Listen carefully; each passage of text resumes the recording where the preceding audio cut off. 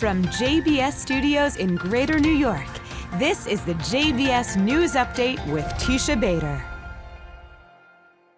I'm Teisha Bader with the JBS News Update for Wednesday, June the 18th, 2025.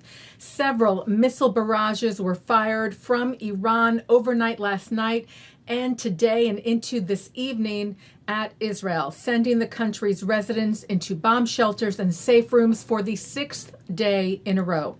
Israel's Air Force intercepting the missiles. No injuries were reported. Israel's Air Force also intercepted a number of drones from Iran earlier today. No injuries were reported there. The IDF continues its operation Rising Lion against military and nuclear targets in Iran, writing today that it hit over 40 missile infrastructure components directed toward Israel, including missile storage sites and military operatives of the Iranian regime, and that they hit a centrifuge production site and multiple weapon manufacturing facilities in the Tehran area. Key elements, the IDF said, of Iran's nuclear weapons and missile programs. IDF spokesperson Brigadier General Effie Defrin said, "We have delivered significant blows to the Iranian regime, and as such, they have been pushed back into central Iran." Defrin noted how Israel conducts its operation in Iran and also reiterated the IDF's commitment to bring the hostages home from Gaza. "We are aiming at military targets. They are attacking civilian homes. The IDF will continue to operate with precision, strength, and resolve to ensure the safety of the people of Israel. Israel faces threats on many fronts. While we are working to remove threats from Iran, we are still fighting their proxy, Hamas, in Gaza, who is still holding 53 of our hostages in brutal conditions. We will not rest until they are returned home." The hostages have been now held for 621 days. And an IDF soldier was killed in fighting in Gaza today. He is 20-year-old Staff Sergeant Stav Khalfon.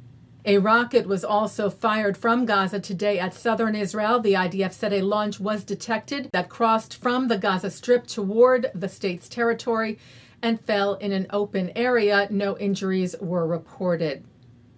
The IDF continues to operate in Gaza, eliminating, it said today, a terror cell in the Jabalia area.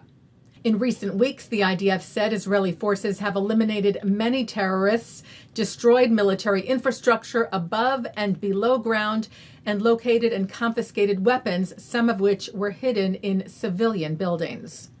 Turning now to here in the U.S. and remarks made by one of the candidates running for mayor of New York, Zohran Mamdani, who has been criticized in the past over his positions regarding Israel. Yesterday, in an episode of the Bulwark podcast, host Tim Miller asked Mamdani if he is uncomfortable with the phrases "from the river to the sea" and "globalize the Intifada." Mamdani answered saying, "I know people for whom those things mean very different things."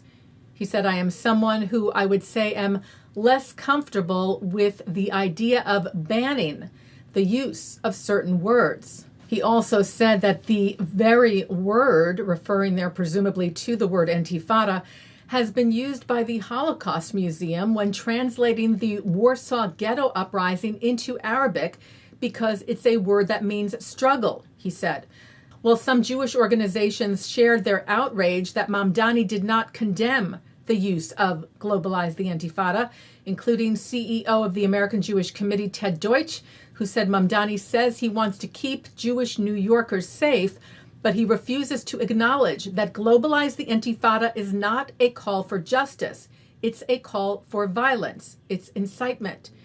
Deutsch cited the recent deadly attacks in Washington, D.C. and Boulder, where the perpetrators used dangerous rhetoric. Deutsch added that to further attempt to defend "globalize the Intifada" by invoking the Holocaust Museum is as offensive as it is outrageous. And the U.S. Holocaust Museum responded as well, writing, "Exploiting the museum and the Warsaw Ghetto Uprising to sanitize "globalize the Intifada" is outrageous and especially offensive to survivors." Writing since 1987, Jews have been attacked and murdered under its banner. All leaders must condemn its use and the abuse of history. Taking a look now at our programming for tonight on JBS for Wednesday, June the 18th. At 7 o'clock, David Harris speaks with David Kaufman, editor and columnist for the New York Post and a strong voice for Israel. At 7:30, Rabbi Ammiel Hirsch addresses the Israeli strike against Iran in a sermon to his congregation. At 8, rocket scientist Ari Sacher discusses the current state of Israel's historic Operation Rising Lion in Iran, offering analysis, predictions, and insights. At 8:30, IDF reservist Gadi Ezra, former director of Israel's National Public Diplomacy Unit in the Prime Minister's office, also offers insights on Israel's military operation against Iran, the broader geopolitical context, and what may lie ahead. At 9, Clarence Jones is on L'chaim. At 10, it's the ILTV's Insider. At 10:30, an encore of the news, and coming up next, it's Thinking Out Loud. And that's the JBS News Update for Wednesday, June the 18th, 2025. I'm Teisha Bader. I will be back with the news on Monday. Wishing you an early Shabbat Shalom. Am Yisrael Chai.